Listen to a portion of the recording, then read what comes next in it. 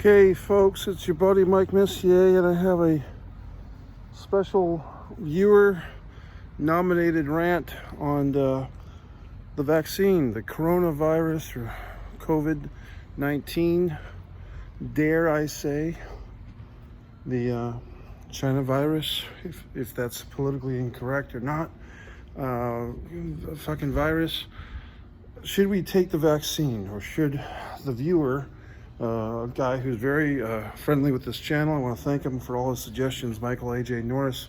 Michael was also asking me about my take on the PS5, and I had to be honest, I really don't have much of a take because I'm not a gamer. But if anyone wants to chime in, and this PS5, if is it worth it, are there problems with that, feel free to leave a comment.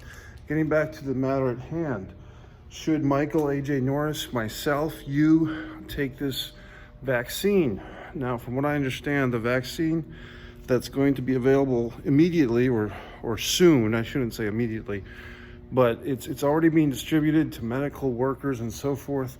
A friend of mine's sister is a frontline worker. She's a doctor, actually, and she will be taking the vaccine this week.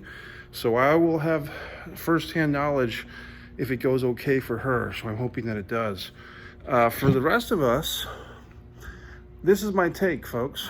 I think reserve your decision until you have, until your time comes to take the vaccine. What I mean by that is, from what I understand, the people that will be getting these vaccines first will be medical doctors and nurses, people that are on the front lines of this war, this fight to keep people alive.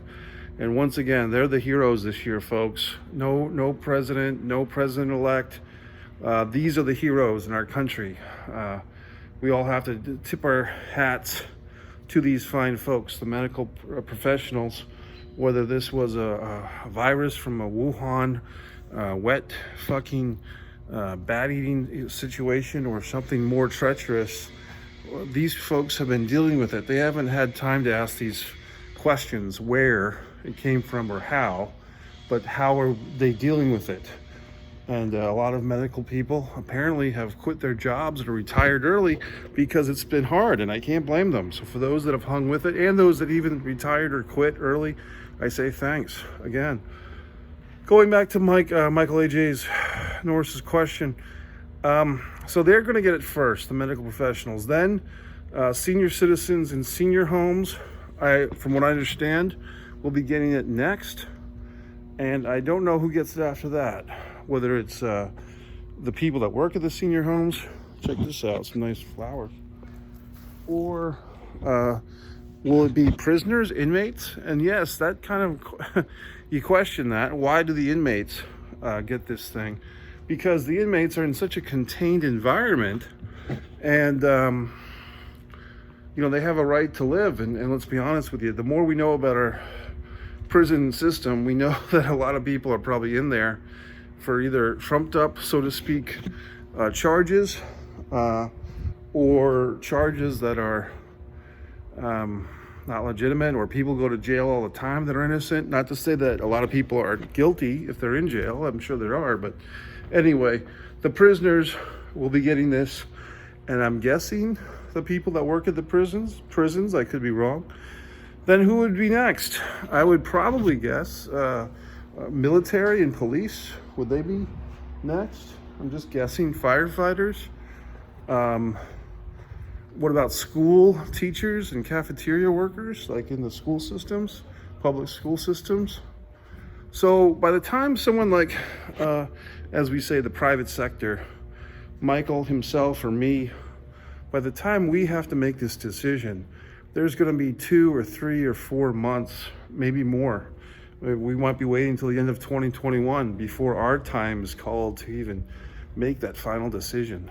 So my answer to Michael AJ Norris, should I take the vaccine? I think you have time. For most of us, we're all on different schedules, but I think it's okay to say, reserve your decision until you actually have to make it. And, with age, it comes a little bit of maturity. Although I have this shining baby face, my maturity, and really this is a skill set skill that's only come to me in the last 5 or 6 years is learning how to compartmentalize things, learning how not to get upset about things that I can't control or have to control at that minute or that moment or that day or that week or even that month or whatever. Learning how to compartmentalize my emotions and deal with things later. And trust me, that's a skill that took me years to fucking master. And I maybe only in the last 5 or 6 years. I used to get, if something was bothering me, a friend, a conversation that went askew, or an argument with someone, or a pressing situation, or some type of anxiety, it used to fuck up everything that I was going through. Now, with age, I've learned to compartmentalize, and I don't know if that's something you can train yourself to do or just think about it, work on it.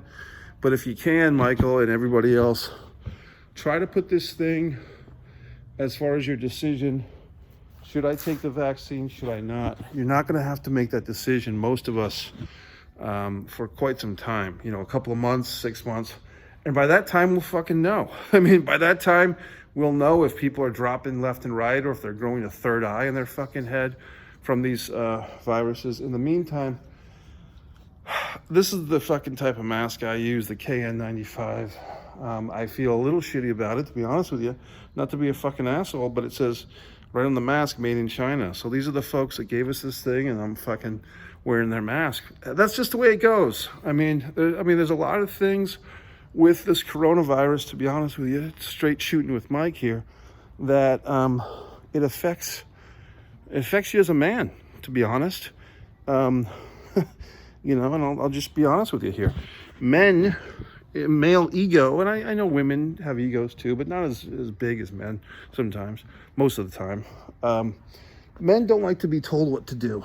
So this whole thing with wear a mask or wear this mask or wear that mask or socially distant or don't do this, don't do that, that goes against the John Wayne in most American men, to be quite honest. So we don't want to fucking do that. So then the second stick in the armor is wear a mask that was made in China. Meanwhile, they're telling us this thing was cultivated in China, or however you want to look at it. I mean, there's tons of theories out there. My theory is, hey, if this came from China, meaning the coronavirus, then they probably know what type of masks to make.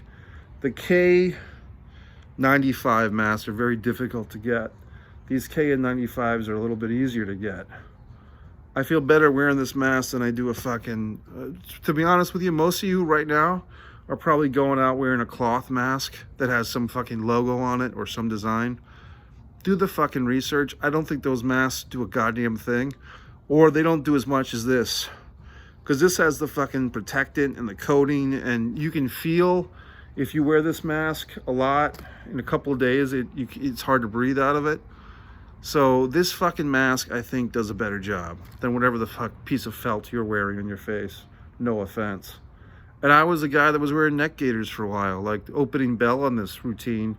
I was wearing the neck gaiters. I've evolved my mask wearing. It's not pretty.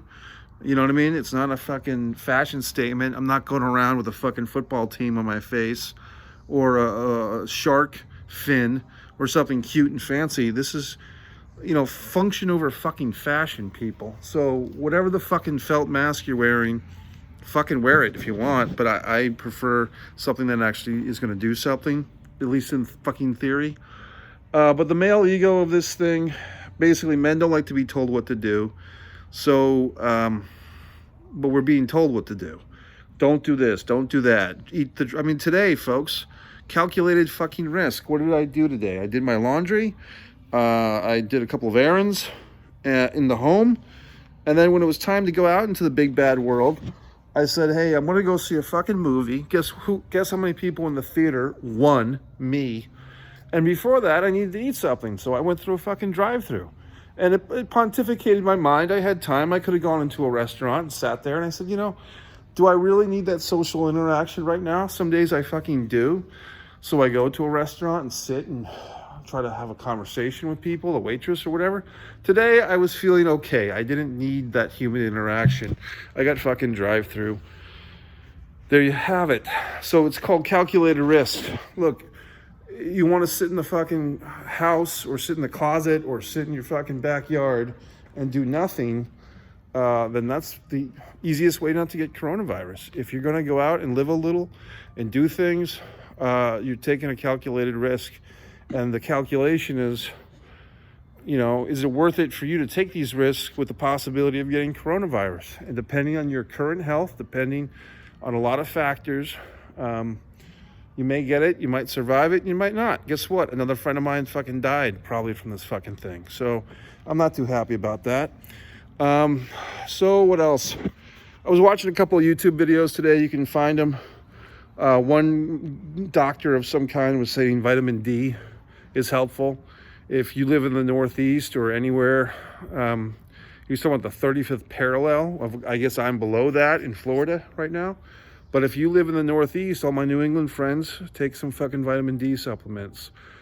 He was talking about other things. There was another doctor lady, nice Dr. Christie, I think, was talking about vitamin C and D. Take your fucking vitamins.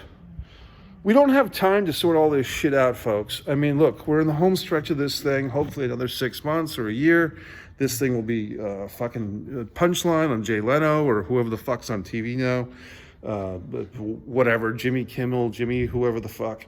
But for now, we can't take our foot off the fucking gas. You have to take calculated risks. For those of you that have been hardcore about this and vigilant about staying home, I know even young people, I salute you. I take my fucking hat off to you if you've been fucking staying home and doing all that shit and then just not doing anything. For me, I can't live like that. I need to have some type of life. There you fucking have it, folks. Is there any upside to this goddamn coronavirus? I want to say the environment, perhaps. I mean, perhaps there's studies going back 6 or 7 months that certain aspects of the world, certain parts of the world, the dolphins were rejoicing or whatever because there wasn't oil in their fucking ocean, or the fish were swimming happily because they weren't getting fucking harvested. Whatever the fuck. I mean, less people have been driving, etc. We're probably getting away from that now because more people are active again. But even still, I think there's been a little bit of a dent in the overall damage that we're doing to our earth all the time. So that might be good.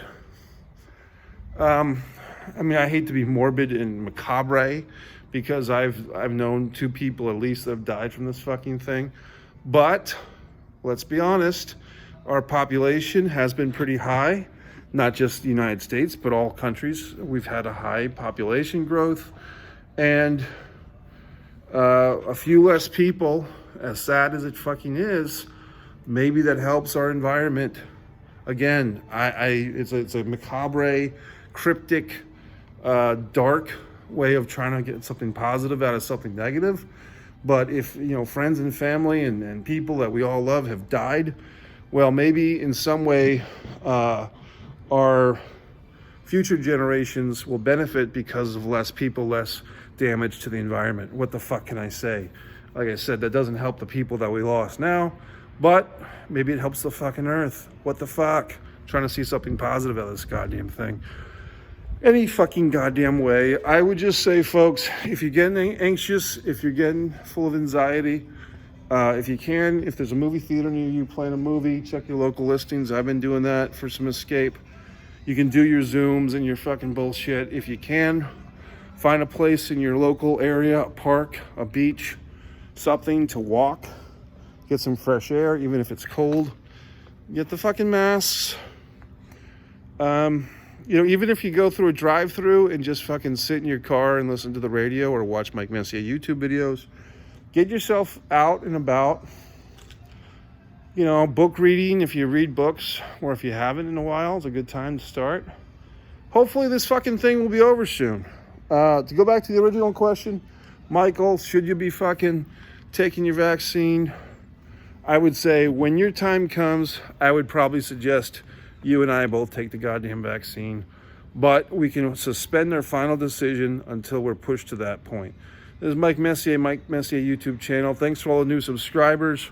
I know that my videos are, I don't do a lot of peppy fucking zoom bam zim editing. I feel that this is how YouTube should be done, folks. This is how I feel it should be done. Raw. It's YouTube. It's fucking brutal. It's raw. I'm not trying to pretend that I'm a goddamn television network. I have some fucking original films, Mike original films. If you want to watch The Impeccable, Disregard the Vampire, Mike Messier documentary, So You're the Guy, and all these wonderful things I've created for you. Messier Mantra, Messier Peace Theater, BloodSugarSidAce.com. There's plenty of high quality editing productions on my channel, but for the daily video, for the rants, I just like it raw. I like it to feel like the way YouTube, in my opinion, should be, which is raw, uncut, straight from the heart, I transmit, you receive, okay? To quote that movie I saw today, which was a great movie, Mike's Instant Movie Reviews, whatever the movie I saw today. That's it, The Empty Man, a good movie. Mike Messier YouTube channel. Thanks a lot.